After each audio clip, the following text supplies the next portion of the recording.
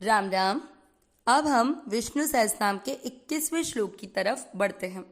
पहला चरण ई की मात्रा यहाँ पर है बड़ी। जैसे आप ईश्वर बोलते हो ना, बिल्कुल वैसे बोला जाएगा। ईशान, ईशान नहीं होता, ईशान। ठीक है, तो ईशान, न में अ मिक्स किया, ईशान। न में अ की मात्रा तो विसर्ग को पढ़ना है ह। ईशान प्रा। प्र का अर्थ अभी हमने पिछले श्लोक 20 में देखा। प्र का अर्थ हुआ प आधा र पूरा। यहाँ पर है प्रा।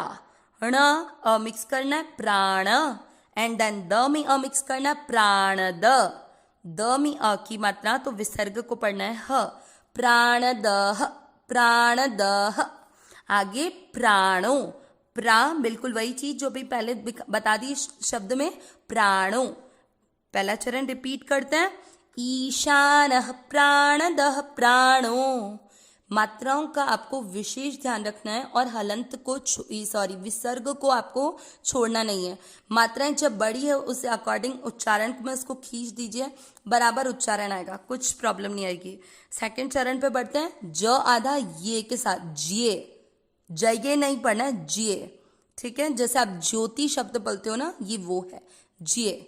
ठीक है, देन आधा श षटकोण वाला तो ज्येष्ठ, ज्येष्ठ एंड ठ हो गया पूरा, ज्येष्ठ। यहाँ एक चीज ध्यान रखनी है, कई बार हमको उच्चारण में पता नहीं चलता कि हम ट बोल रहे हैं कि ठ बोल रहे हैं। ठ पे थोड़ा सा आघात लगता है, ज्येष्ठ ऐसे, ज्येष्ठ। ठ में अ की मात्रा तो विसर्ग को पढ़ेंगे ह, ज्येष्ठ। आगे देखिए श्रेय। श्र का अर्थ क्या हुआ, श आधा और र पूरा। श शंकर जी वाला आधा होता है और र पूरा होता है, तो श्रेय। श्रेय के साथ आधा श से षटकोण श्रेष्ठ। यहाँ पे भी ठ है, आघात लगाना है, श्रेष्ठ। ठ में अ की मात्रा तो विसर्ग को ह, श्रेष्ठ। आगे प्र, बिल्कुल वही जो अपन ने प्राणों में पढ़ा वही चीज प्र है यहाँ। प्रजापति, प में अ मिक्स करना, प्रजापति। टी में ई की मात्रा तो विसर्ग को क्या पढ़ लेंगे, ही, प्रजापति ही, प्रजापति ही। दूसरा चरण रिपीट करते हैं। ज्येष्ठ श्रेष्ठ प्रजापति ही।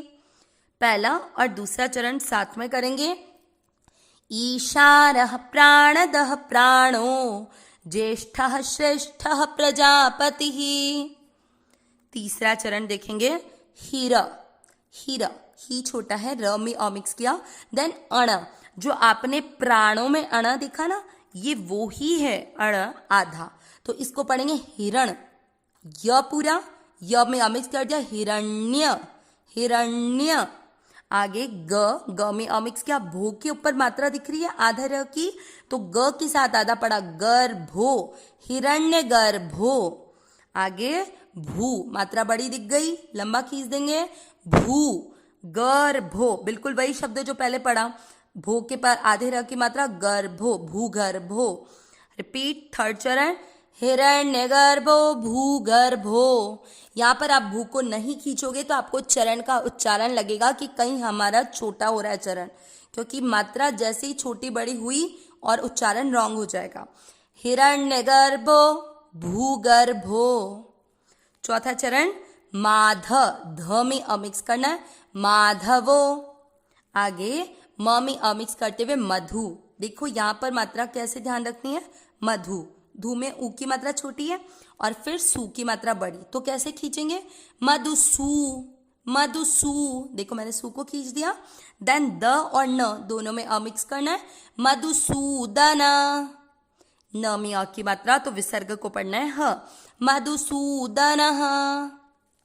चौथा चरण रिपीट करते हैं। माधवो मधुसूदन। तीसरा और चौथा चरण साथ में करेंगे। हिरण्यगर्भो हिरण्यगर्भो भूगर्भो माधवो मधुसूदन। यहाँ पर जो हिरण्य, य में भी अ मिक्स करना नहीं भूलना। पूरे श्लोक का उच्चारण एक साथ। ईशानः प्राणदः प्राणो, ज्येष्ठः श्रेष्ठः प्रजापतिः, हिरण्यगर्भो भूगर्भो माधवो मधुसूदनः। वापस बोलेंगे। ईशानः प्राणदः प्राणो ज्येष्ठः श्रेष्ठः प्रजापतिः हिरण्यगर्भो भूगर्भो माधवो मधुसूदनः। श्लोक का अर्थ देखते हैं। ईशानः, ईशानः जो हम संपूर्ण प्राणियों को नियंता, हम सब पे नियंत्रण करने वाले हैं, हम सब पर उनका ही हर रूल चलता है, तो हम सबके नियंता मतलब हम सबको क्या करना है क्या नहीं करना है हम अपने कंट्रोल में नहीं है। अगर शरीर को अभी कुछ हो जाए, हम लोग को लगता है शरीर को हम चला रहे हैं, बट अगर चला सकते हैं तो अभी कुछ हो जाए और हमसे आगे एक पैर नहीं रखा जाता। तो हम सब प्राणियों के नियंता मतलब हमको जो कुछ करवाना है वो सब भगवान करा रहे हैं। बट इट डजेंट मीन कि कुछ चीज़ हम जानबूझ के भी करते हैं, गलत करते हैं, वो भगवान नहीं कराते। कुछ चीज़ों में हम माध्यम बन जाते हैं जबकि हम चाहते नहीं हैं, वो चीज भगवान के द्वारा बनाया गया विधान था। तो सर्वभूतों के नियंता, हम सब प्राणियों के नियंता हुए ईशानः प्राणदः प्राण देने वाले। इससे पहले वाले श्लोक 20 में हमने देखा था प्रभु तस्त्रिक, उसमें प्रतरदनः शब्द था, उसका अर्थ हमने देखा था कि जो संपूर्ण प्राणियों का प्रलय के समय हरण करने वाले। और यहाँ पर क्या हो गया प्राणदः यानी हम सबको प्राण देने वाले, द यानी देना, तो सबको प्राण देने वाले, सब प्राणों यानी हम सबको जीवित रखने वाले प्राण स्वरूप। जब तक शरीर में प्राण है तब तक आप जीवित हैं, तो वो प्राण स्वरूप के रूप में भी कौन है भगवान। आगे ज्येष्ठ, ज्येष्ठ हम किसको बोलते हैं जो सबसे घर में बड़े होते हैं।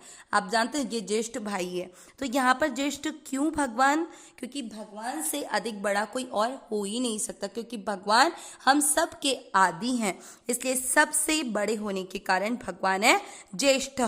श्रेष्ठ क्योंकि भगवान हर चीज में उत्कृष्ट है, जिसको हम श्रीमद् भगवत गीता के अध्याय 10 विभूति योग में भी देख सकते हैं कि जो भी संसार में हमको श्रेष्ठ दिख रहा है वो वास्तव में परमात्मा का स्वरूप ही है।